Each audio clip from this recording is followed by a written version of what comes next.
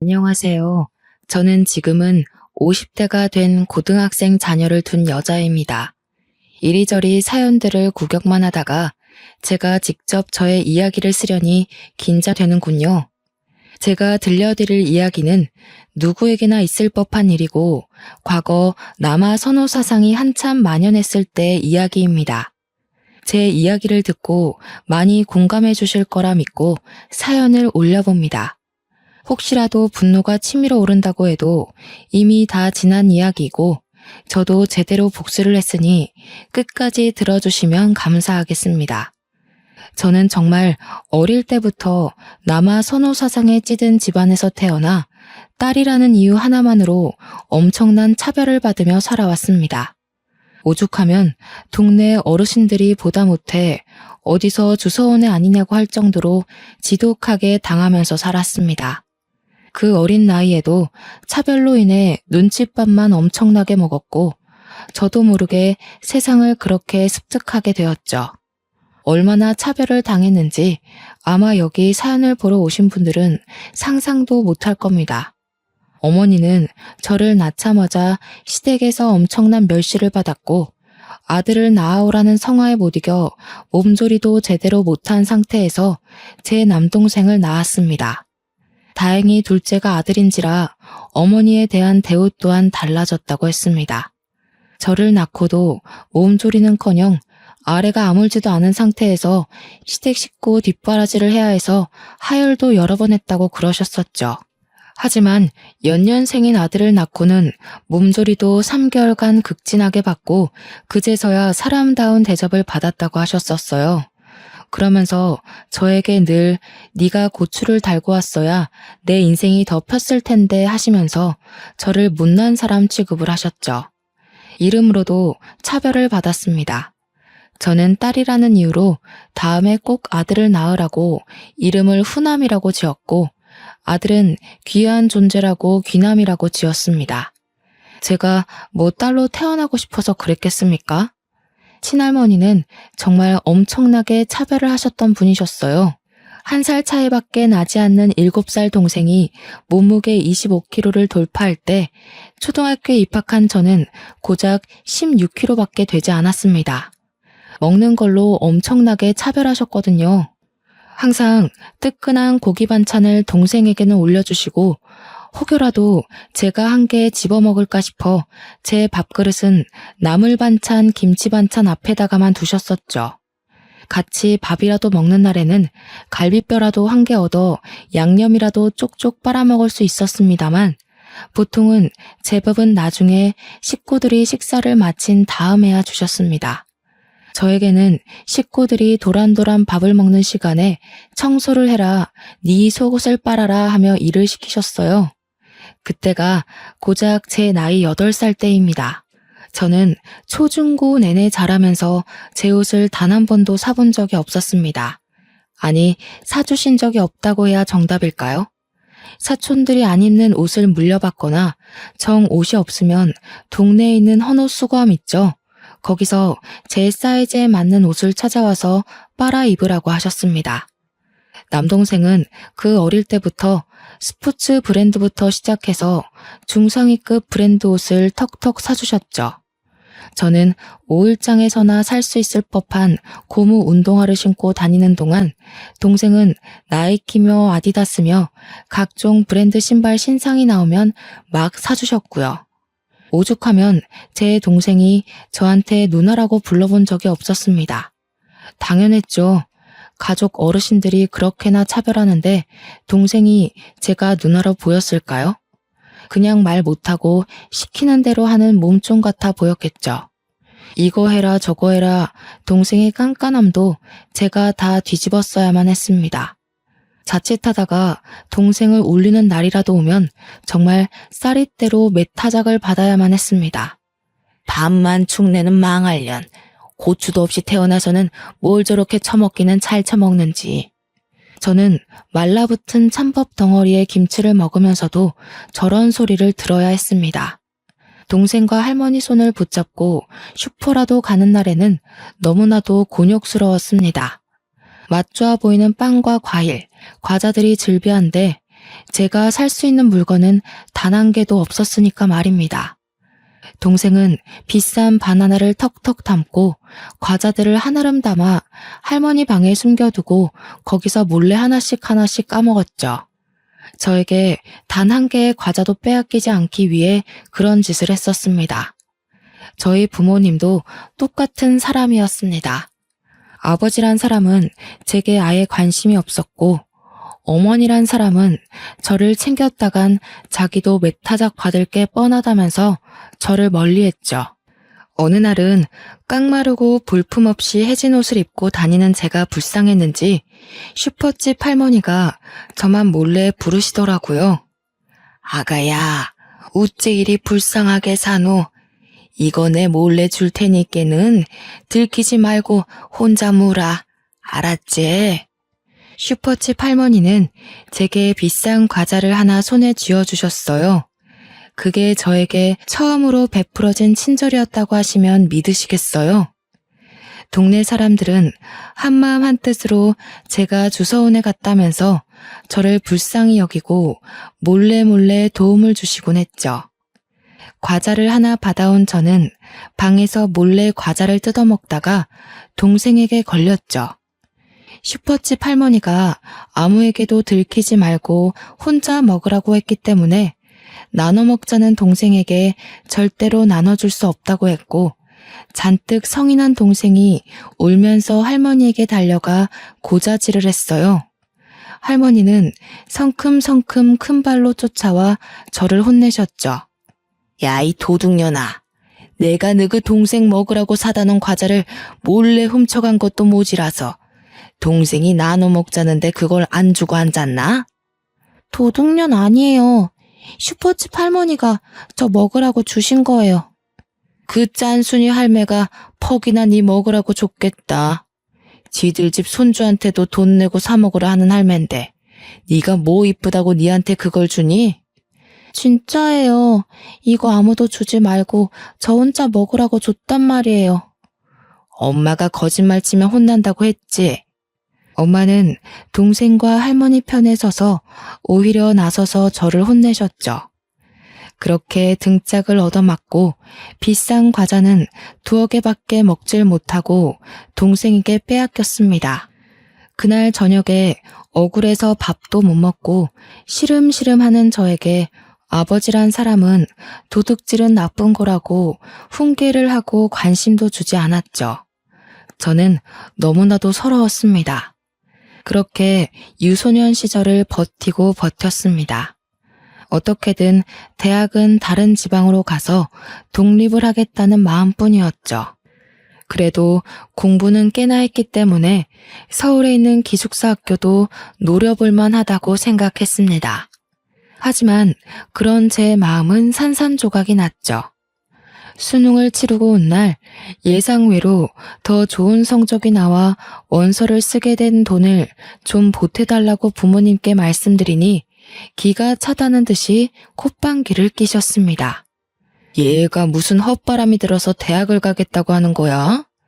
니는 네 동생이 대학 갈 거 보고 뒷바라지할 준비를 해야지.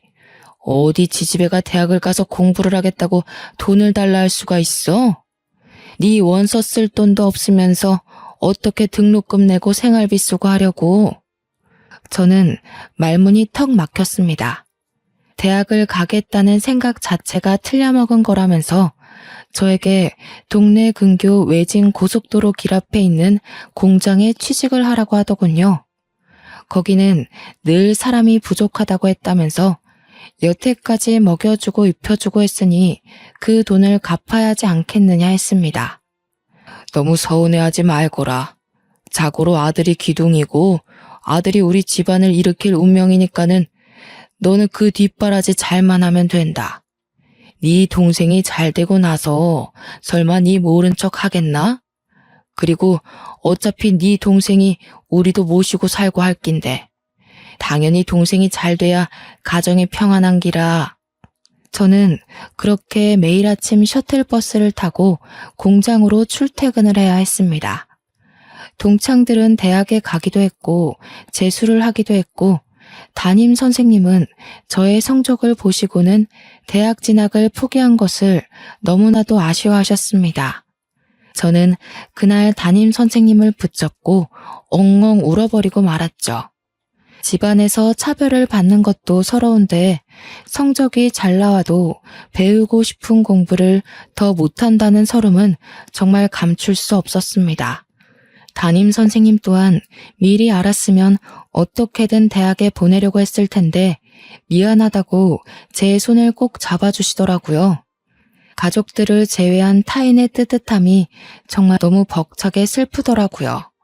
저는 매일같이 공장에 다니면서 그 당시에 고작 80만 원을 벌었습니다. 요즘처럼 근로시간이 정해져 있지도 않고 최저임금이라는 것 자체가 없었기 때문에 80만 원이라는 돈도 크게 느껴졌죠. 첫 월급을 받자마자 당연하다는 듯 엄마가 돈을 내놓으라고 하더라고요. 저는 월급이 60만 원이라고 속였습니다. 옆집 순이는 80만 원인가 90만 원인가 받는다던데 너는 왜 60만 원이고? 나는 이제 막 들어갔고 아직 고등학교도 졸업 못했다고 월급 많이 못 준대요. 어머나 이 사기꾼들 2월이면 졸업하는데 아직 해 안 바뀌었다고 졸업 안 했다고 돈을 덜 주나? 이리 가지고 와봐. 저는 그렇게 20만 원이라도 몰래 모을 수 있다는 것에 감사했습니다. 공장에서 일하는 동안 6개월마다 꼬박꼬박 월급을 올려주었지만 저는 계속해서 집에다가 월급이 60만 원이라고 속였어요. 제가 공장에서 일하는 4년 동안 제 남동생은 삼수를 했습니다. 어찌나 돌대가리인지 공부에는 전혀 소질이 없음을 저는 진즉 알아봤지만 그래도 사내가 대학은 나와야 한다면서 밑 빠진 독에 물 붓기 마냥 공부를 시키더군요. 밤마다 술에 취해서 오토바이나 타고 사고나 일으키는 문제한테 무슨 기대감이 있는 건지 모르겠지만 저 묵묵히 공장에서 제 할 일만 했습니다. 그래도 집에다가 꼬박꼬박 60만 원씩 가져다 주니 월급날에는 고기 반찬도 내어주고 하더라고요. 물론 제 입에 들어가는 고기를 빤히 보는 둥 저희 친할머니는 그것조차 아까워하셨지만요. 저는 몰래 만들어둔 통장의 잔고를 확인하면서 행복해했습니다.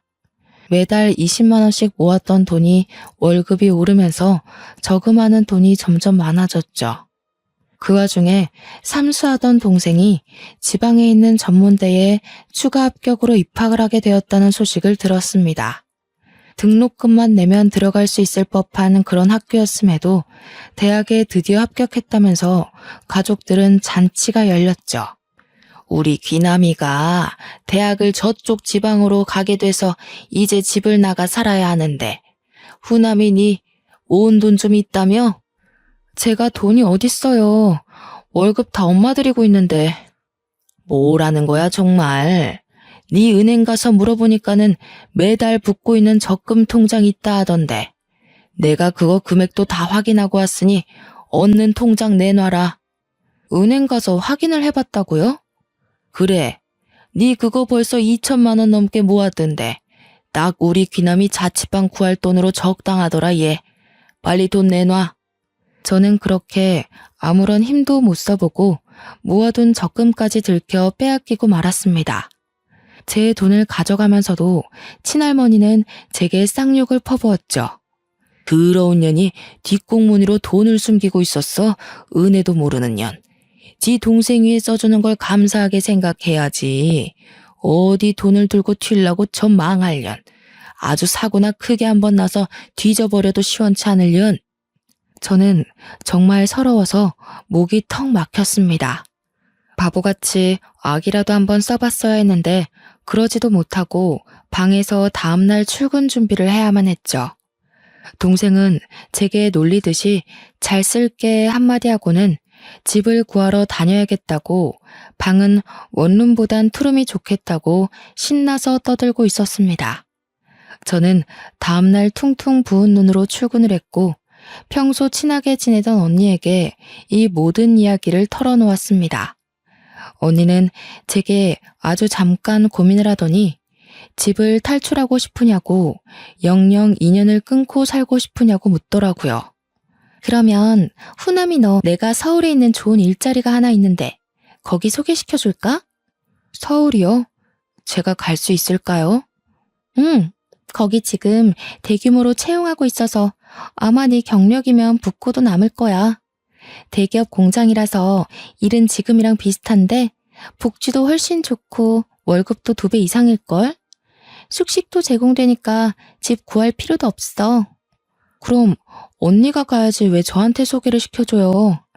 언니는 남자친구 때문에 이 동네에서 벗어나기 힘든 거 알잖아. 우리 곧 결혼할지도 모르고. 아무튼 후남이 네가 가면 딱 좋겠다. 저는 언니의 말을 듣고 그 공장에 입사 원서를 냈고 최종 합격까지 일사천리로 정해졌습니다. 저는 가족들에게 아무런 말도 하지 않고 떠날 준비를 차근차근 했죠. 미리 회사의 사정을 이야기하고는 기숙사 주소로 택배를 통해 몇 개 없는 짐을 붙여놓고 출근을 하는 척하면서 그대로 서울로 도망을 쳤습니다. 당연히 가족들과 연관되어 있는 통장들도 전부 해지했습니다. 휴대폰은 당연히 집에다가 버리듯이 두고 왔고 정확히 몇 달 뒤 해지하고 새로운 휴대폰을 개통했죠. 대기업이라 그런지 정말 좋았습니다.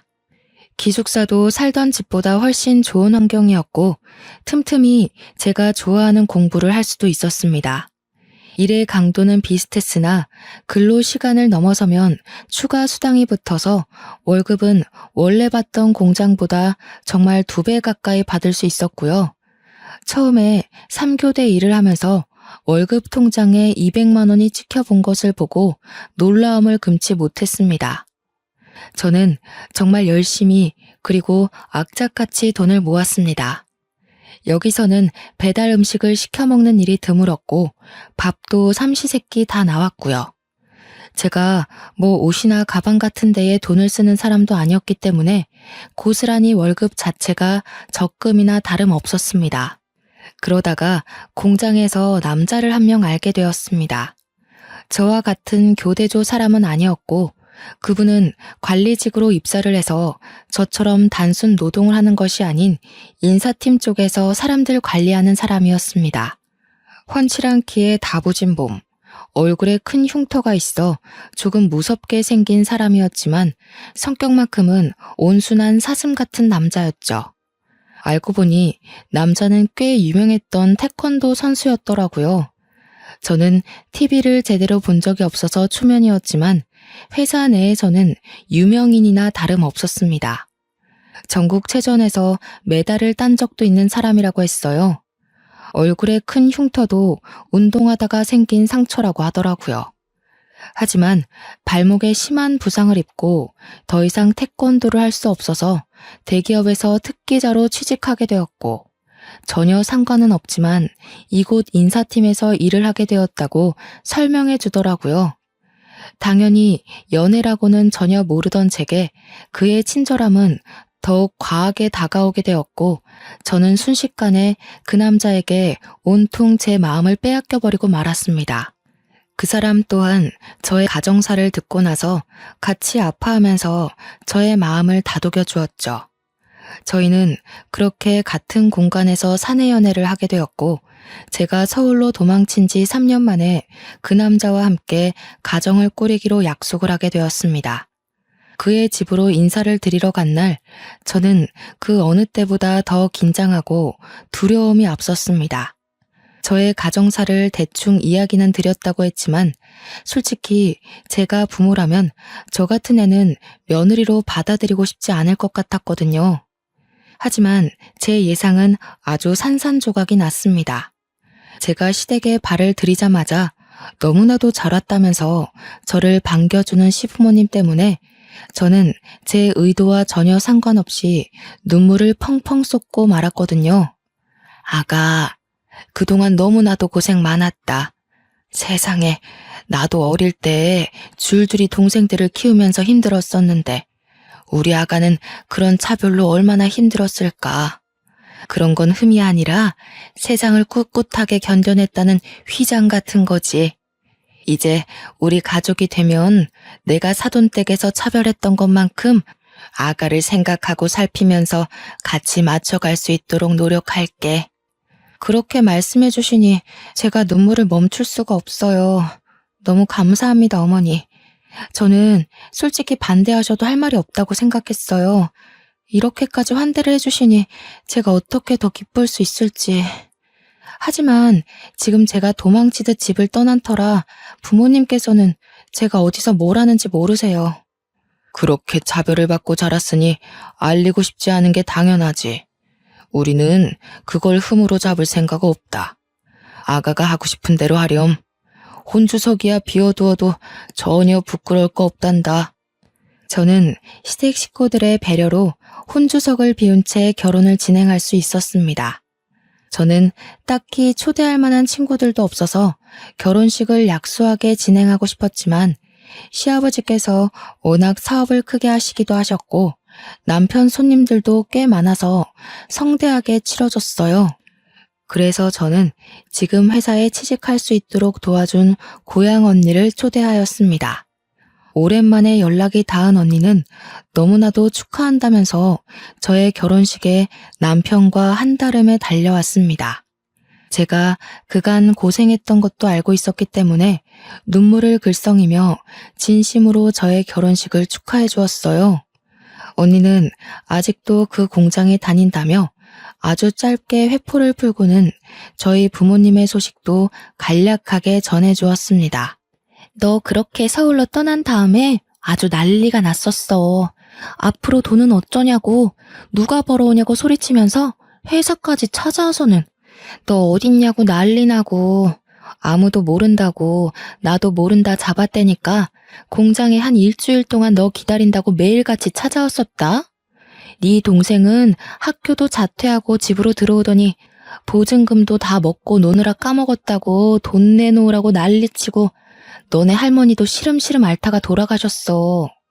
저는 친할머니가 돌아가셨다는 소식은 조금 의외였지만 어차피 제게 연락할 방도가 없어서 전해주지 못했을 터라 그런가 보다 하고 넘어갔습니다. 결혼식이 끝날 때까지 자리를 지켜준 언니에게 고맙다고 인사를 시키고 남편도 소개시켜줬어요. 언니는 태권도 선수였던 남편을 기억하고는 신기해했습니다. 그렇게 결혼식을 무사히 마치고 신혼여행도 난생 처음 타보는 비행기를 타고 해외로 다녀왔습니다. 챙길 친정 식구들이 없었기 때문에 시댁 식구들의 선물을 잔뜩 사들고는 돌아와 인사를 드리고 드디어 신혼집에 발을 들이게 되었어요. 신혼집은 정말 내 집이라는 생각이 들 만큼 애정이 서린 곳이었답니다. 둘이 살기에 충분하다 못해 넘치는 30평형대 아파트는 어서 나와 남편을 닮은 아이를 낳아 키우고 싶다는 생각이 절로 들게 만드는 집이었어요. 그렇게 행복한 시간만 보내면 된다고 안심하던 때쯤 집에 불청객이 찾아왔습니다.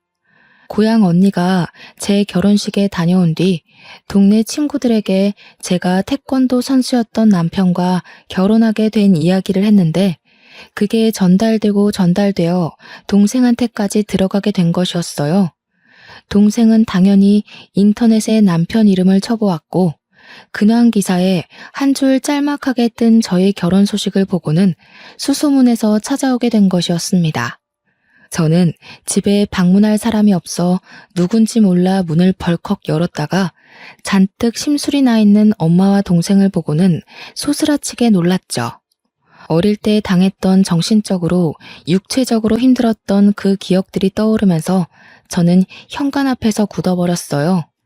당당하게 저를 밀치고 들어와 저희 집을 쑥 둘러보는데 저녁을 같이 준비하던 남편이 무슨 일인가 싶어 현관으로 오던 중 저희 엄마와 남동생과 딱 마주쳤습니다.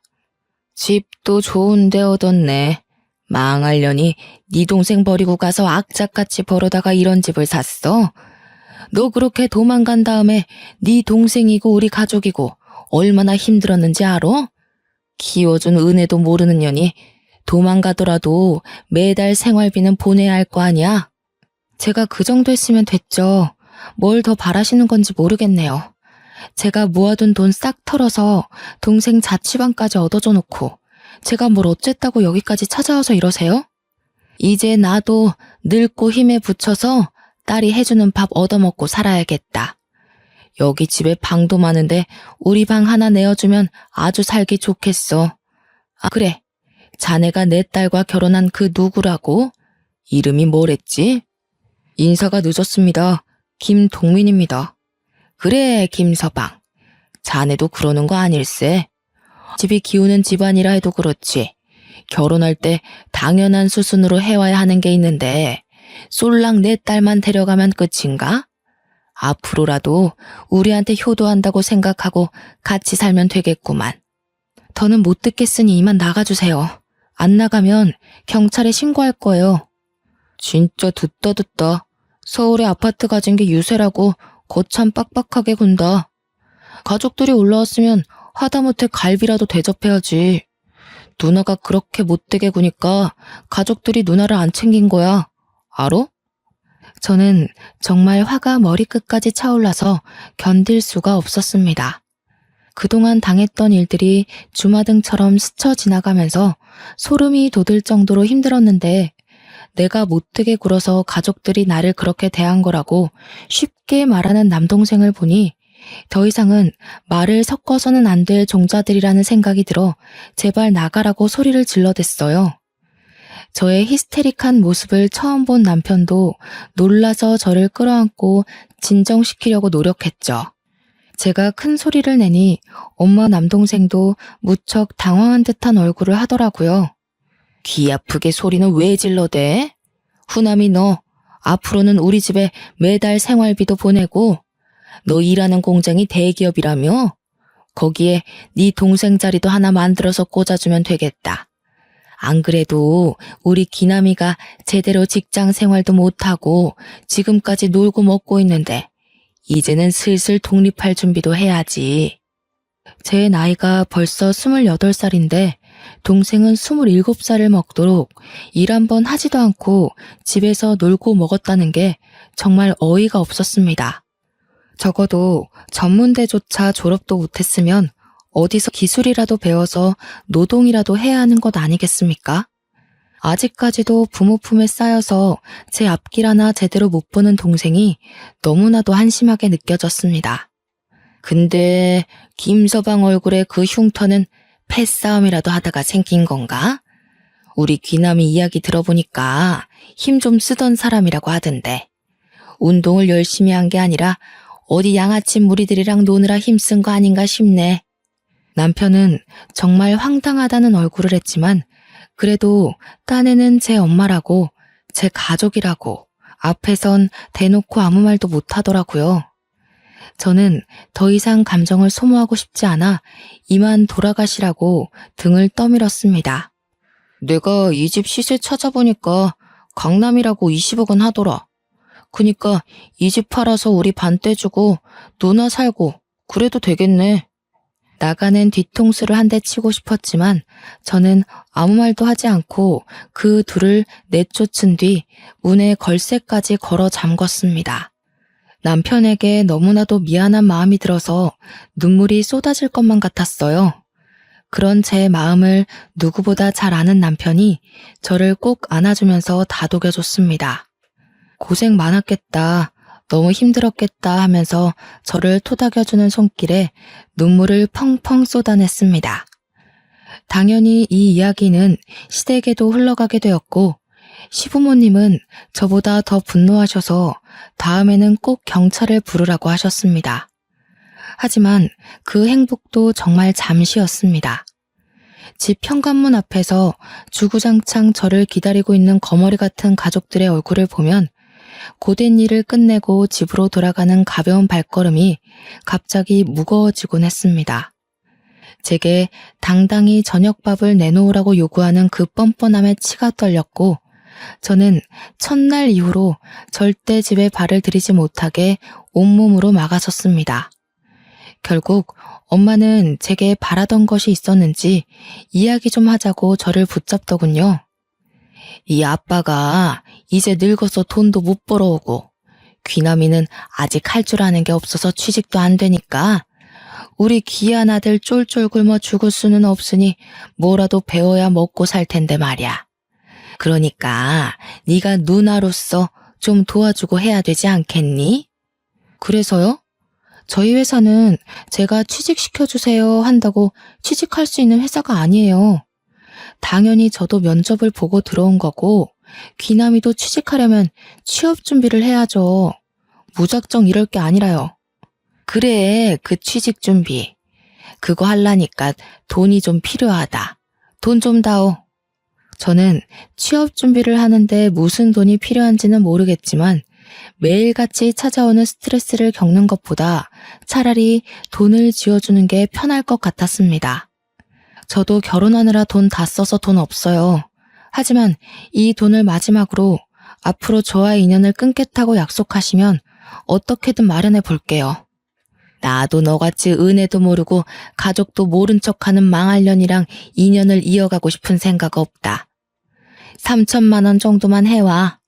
1만 원이 이 집 개 이름인 줄 아는 저희 엄마에게 알겠다고 약속을 했습니다. 돈 3천으로 더 이상 안 보고 살 수 있다면 오히려 그 돈이 아깝지 않을 정도였거든요. 저는 다음날 바로 은행에 가서 적금 통장을 깨고 그 돈을 모두 엄마에게 송금을 했습니다. 그러자 매일같이 아파트 입구에서 기다리던 그 지긋지긋한 가족들이 보이지 않더라고요. 하지만 그것도 아주 잠시였죠. 열흘쯤 지나니 이번엔 아빠가 찾아왔더라고요. 네 엄마한테는 3천 주고 왜 나한테는 아무것도 안 줘? 너네 할매가 너 딸인 거 알고 지우라고 난리를 치는 거 내가 막아서 네가 태어난 거다. 알어? 나 준 은혜도 모르고 지 어미만 챙기는 꼬라지하고는. 나한테도 3천만 원 줘. 정말 저는 아빠와 이렇게 긴 대화를 나눠본 기억이 없었습니다. 살면서 제일 오랜 시간 나눈 대화가 돈 달라는 이야기라니 제 삶이 얼마나 척척했겠습니까? 그날 저녁 저는 엄마에게 3천만 원을 송금한 이야기, 아빠가 찾아온 이야기를 남편에게 했습니다. 남편은 아주 진지하게 고민을 하더니 제게 말했어요. 내가 우리 후남씨 자존심 상할까봐, 그리고 또 가족들 이야기라 어떻게 전달하는 게 좋을지 모르겠어서 입을 다물고 있었는데, 아무리 그래도 딸한테 그렇게 나쁜 말을 뱉는 건 난 부모의 자격이 없다고 생각해. 그러니까 여보만 괜찮다면 이 집은 전세 놓고 여보가 스트레스 그만 받을 때까지 우리 부모님과 합가를 하는 건 어떨까? 저는 단번에 좋다고 했습니다. 시댁 식구들은 나의 가족 같은 느낌이 있었기 때문이었어요. 솔직히 시어머니께서 제게 시집살이를 시킨다 한들 어릴 때 당했던 수모보다 덜할 것 같았기 때문에 좋다고 했습니다. 당연히 저희 시댁에서도 집이 복작복작해지겠다면서 너무나도 좋아하셨고, 제가 짐을 싸들고 간략하게 이사를 하자 그날 아주 상다리가 부러지게 진수성찬을 차려주셨죠. 그래서 집은 잘 내놨어? 가구들은 어쩔 거야? 다 들고 들어오려면 큰 이사가 될 것 같은데. 일단 가전 가구들도 빌트인으로 생각하고 전세 매물 내놓았어요. 나중에 다시 들어갈 때 새로 사던가 하면 될 것 같아서요. 그래, 잘 생각했다. 우리 세아가 얼굴이 많이 상했어. 얼른 밥 먹자. 아, 혹시라도 우리 아들이 내가 시집살이 시킬까봐 나한테 경고를 단단하게 주지 뭐야? 그래서 나도 조심하려고. 일부러 일주일에 3번 오시는 도우미 아주머니도 매일 오시라고 했어. 절대 집안일에 신경 쓰지 말고 회사 다니는 거, 그리고 가족들 연락 안 받는 거, 그것만 생각하고 푹 쉰다고 생각해. 알겠지? 제가 기본적인 건 다 할 수 있는데 왜 그러셨어요, 어머니? 내가 왜 우리 며느리 손에 물 묻히게 하니? 저녁은 다 같이 먹을 수 있는 거지? 쯤에 저녁 먹고 싶은 메뉴 생각하면 나한테 연락해놔. 내가 이모한테 말해서 준비해두라고 시킬게. 우리 집에 있는 동안 살 좀 찌워야겠어. 너무 말라서 내가 마음이 다 안쓰러워. 시어머니의 진심 어린 행동에 저는 하루를 사는 행복에 대해 다시 한번 생각하게 되었습니다. 시댁에서 지내는 동안 정말 저를 괴롭히는 사람도 일도 없어서 너무 행복했고 살도 포동포동하게 찌기 시작했어요. 하지만 저희 뻔뻔한 친정 식구들이 이렇게 가만 넘어갈 사람들이 아니었죠. 그날은 가족들과 함께 갈비찜을 먹고 있었습니다. 갈비찜. 어릴 때는 살코기 한 조각 먹어보질 못하고 뼈대에 묻은 양념만 핥아 먹었었던 터라 제게 한 맺힌 음식이나 다름없었죠. 푹 졸여 살이 사르르 녹는 갈비찜을 먹으면서 행복함에 대한 이야기를 나누고 있는데 시댁에 누가 찾아왔는지 벨소리가 울렸어요. 시댁은 아파트가 아닌 전원주택이라 큰 대문을 넘고 들어와야 마당을 통해서 집 앞에 올 수 있었거든요. 큰 대문에서 누가 문 열으라고 고래고래 소리를 지르는데 듣자마자 딱 알았습니다. 저희 엄마 아빠 그리고 남동생인 것을요. 제가 나가볼게요 하고 일어서자 아니라면서 시부모님도 남편도 다 같이 일어섰습니다. 아이고, 가족들이 이렇게 다 나와서 한 대를 해주네. 우리 집 못 배워 처먹은 년이 글쎄 시부모는 모시고 살면서 친정 부모는 나 몰라라 하는 게 말이 됩니까? 못 배워쳐. 아니, 어떻게 딸에게 그런 식으로 말을 할 수 있어요? 처음 뵙는 사돈댁이지만 정말 듣던 대로 너무하시네요. 그러면 지는 시부모랑 이런 좋은 집에서 호화스럽게 살면서 지 낳아주고 길러준 애미애비는 단칸방에 넣어두는 게 맞습니까? 거기다가 지가 책임져야 할 남동생은 어쩌고요? 듣자 하니까 너무하시네요. 처남을 왜 우리 후남씨가 챙겨야 합니까? 자기 몫은 자기가 알아서 챙기고 사는 거죠. 옛날엔 다 그랬어. 우리 귀한 아들 키우려고 딸 낳은 거지. 내가 저거 고추만 달고 나왔어도 이런 인생을 안 사는 건데. 딸년을 낳아서 내가 아직도 이리 단칸방에서 힘들게 살고 있는 거지. 이만 가세요. 그게 왜 다 후남씨 탓입니까? 자꾸 이러시면 주거 침입으로 경찰에 신고하겠습니다. 참나, 남편도 꼭 쥐 같은 거 만났네. 야, 얼굴에 그런 큰 흉터 들고 그런 말하면 협박죄 바로 성립되겠는데? 너 솔직히 발목 부상 그거 아니라며. 인터넷에서 내가 봤는데 너 그 발목 부상도 싸움하다가 다친 거라던데? 양아치 새끼. 운동까지 해놓고 사람 때리면 그거 살인죄 아니냐? 와, 엄마 아빠 저 새끼 눈빛 봐. 한 대 치겠다 아주. 동생은 남편이 평소 시달리고 있던 악플을 봤는지 루머 가득한 내용을 면전 앞에서 뱉고 있었습니다. 참다 못한 시모가 경찰을 부르려고 하는데 남편이 동생의 멱살을 확 잡아채서 올리더라고요. 시부가 폭력은 안 된다고 말리려는데 이미 눈이 돌아간 남편이 힘으로 동생을 들어올리자 친정 부모님도 난리가 났습니다. 태권도를 그리 오래 하고 아직도 운동을 취미삼아 하는 남편의 힘을 맨날 술이나 먹고 게임이나 하는 동생이 어떻게 이기겠어요? 발이 땅에서 떨어지자 캑캑거리면서 침을 흘리는 남동생에게 남편이 크게 경고를 했습니다. 2번 다신 우리 집 앞에 나타날 생각도 하지 말고 돈 달라고 찾아오지도 마. 그리고 말이라는 거 그렇게 함부로 뱉으라고 있는 거 아니야. 알겠어? 내가 우리 후남씨 상처받는 거 옆에서 보면서 참고 참았는데 뚫린 입이라고 그렇게 짓거리고 다니면 너 진짜 뒤진다. 친정 부모님도 남동생 눈이 뒤집어 까지면서 캑캑거리니 2번 다신 찾아오지 않겠다고 우리애 놔주라며 소리를 쳤어요. 그 꼴이 제법 웃기고 하찮아서 저는 가만히 지켜보고 있었죠. 내가 잘못했네. 우리가 2번 다신 돈 달라고도 안 하고 나타나지도 않을 테니 우리애 놔줘. 그래 김서방, 가족끼리 이러는 거 아닐세. 우리가 하란 대로 할 테니 우리 귀남이 죽겠어. 내 팽겨치듯 멱살을 풀어주니 바닥에 철푸덕 자빠지는 꼴이 우스워서 저는 웃고 말았습니다. 기침을 크게 몇 번 한 동생은 호흡을 크게 하면서 벌벌 떨더라고요.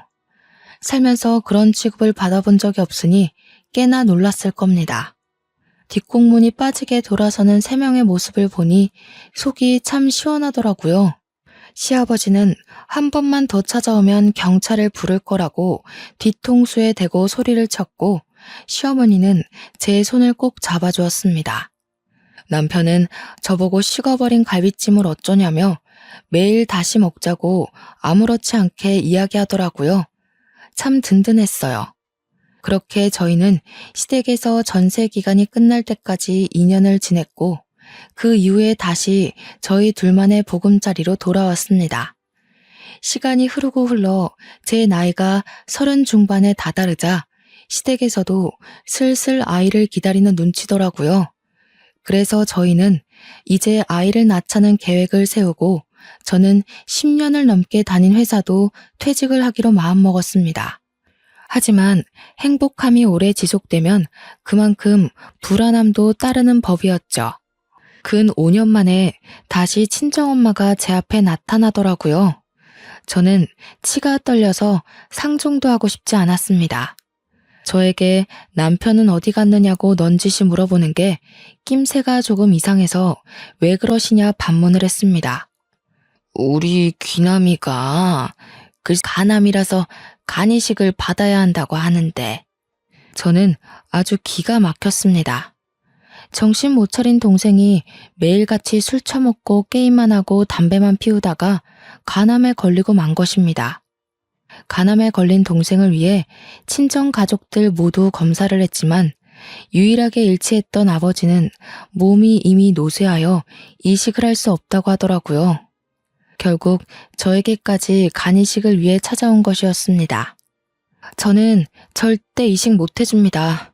이제 아이도 가질 예정이고 귀남이가 제 인생에 그렇게 중요한 사람도 아니고요. 분명 제 남편이 2번 다신 찾아오지 말라고 했는데 아직도 그 말이 우스운 건지, 저한테 그동안 했던 걸 생각하면 제게 간이식을 해달라고 할 수 없을 텐데요. 그래도 하나뿐인 네 동생이다. 우리 집안을 먹여 살리고 일으켜 세울 기둥인데 이렇게 허무하게 보낼 수 없지 않니? 검사해서 이식 좀 해다오. 우리 기남이 없으면 내가 어떻게 사니? 내 인생의 전부인데. 그러길래 애초에 술, 담배도 못하게 하고 밖에 나가서 일을 하게 바른 길로 엄마가 인도를 했어야죠. 애를 오냐오냐 키우니 결국엔 이런 몹쓸 병도 걸리는 거 아니겠어요? 그 뒤로도 몇 번이나 저를 찾아왔고, 이 사실을 알게 된 남편이 결국 경찰에 저희 친정 부모님을 신고했습니다. 시아버지 또한 제 의견을 물어보시더니 제가 강력한 처벌을 원하자 변호사를 바로 선임해 주셨고요. 시어머니께서도 집에 찾아오는 게 불편하시면 언제든 시댁으로 들어오라고 말씀해 주셨어요. 결국 제게 생떼를 부리며 난동을 치던 저희 엄마 아빠는 남편이 신고한 경찰에게 붙잡혀갔고, 경찰서에서 저는 정확한 처리를 요구했습니다. 결국 소송까지는 가지 못했지만 유능한 변호사님 덕분에 접근금지 신청은 가능했어요. 세상에 핏줄이라고 꼭 제 모든 걸 희생해야 하는 건 아니에요. 저한테 간이라도 맡겨놓으셨어요? 어릴 때부터 겪었던 그 서름이 커서도 얼마나 크게 작용하는지, 이게 다 인과응보입니다. 귀남이가 죽던 말던 저랑은 상관없으니 알아서들 하시고 2번 다신 제 앞에 나타나지 마세요. 네가 누나가 돼서 간 하나 못 주는 게 말이니? 네가 다 귀남이를 위해 희생을 해야. 사돈이라고 부르고 싶지도 않지만 안 싸더니 그런 식으로 여태 우리 며느리를 대했으니 우리 며느리가 그 가족을 위해 뭐라도 하나 하고 싶겠습니까? 검은 머리 짐승이라고 사람이 어떻게 자기 배에 10달을 품어 낳은 자식에게 이런 소리를 아무렇지 않게 할 수 있습니까? 2번 다신 우리 며느리, 우리 가족 눈앞에 띄지 마시죠. 그 뒤로도 접근금지 명령을 어기고 몇 번이나 저를 찾아와 화도 내고 애원도 하고 울면서 난리를 쳤지만 저는 끄덕하지 않았습니다. 결국에 귀남이는 간암이 전이되고 급속도로 진행되는 바람에 1년도 채 1년도 채 버티지 못하고 죽었다고 하더라고요. 그렇게 제 것이 아닌 것까지 욕심을 내고 살더니 저보다 더 많은 걸 누리지 못하고 떠났네요. 저는 그 일이 있고 나서 바로 아이를 임신했습니다. 제가 임신을 하고 배가 산 만큼 부풀어 오르자 저를 몰래 지켜보고 있던 친정엄마가 뻔뻔하게 나타나기도 했었네요. 이제 너도 자식을 낳을 테니 우리 마음을 이해할 수 있을 거다. 귀남이도 그렇게 떠나고 자식은 너 하나밖에 없는데 너라도 이제 우리 모시고 살아야 하지 않겠니? 그래야 너도 나중에 자식 보기 부끄럽지 않고 후회도 하지 않을 거다. 당장 썩 꺼지세요. 지금도 접근금지 명령 유효한 거 아시죠? 제가 지금 바로 경찰에 신고하면 그 나이에 유치장 신세 질 수도 있습니다. 남편이 나타나서 험악한 표정으로 말을 하자 친정엄마는 뒤도 안 돌아보고 도망을 갔습니다. 저렇게 나약하고 비열하고 강한 사람 앞에선 아무 말도 못하는 종자였다니. 그런 사람에게 그 오랜 시간 괴롭힘을 당하고 살았다고 생각하니 너무나도 한탄스러웠습니다. 하지만 그런 친정 부모를 대신하여 한결같이 저를 사랑해주고 아껴주는 남편과 시댁 식구들이 있어서 저는 더할 나위 없이 행복했어요.